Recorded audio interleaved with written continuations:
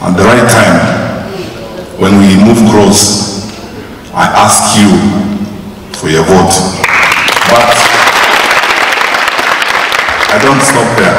I ask you to also hold me to account. If you are drawn enough to give me your vote, also hold me to account. Ask me questions. I like what the Gen Zs who are here were speaking. Means wonderful, clever kids. A country that is endowed like that, should we be killing these kids instead of listening to them, Jamal? Yeah? With this kind of brain you saw here. Brilliant. And this is what you see everywhere you go in the country. Very smart people, determined to contribute to their country, very patriotic.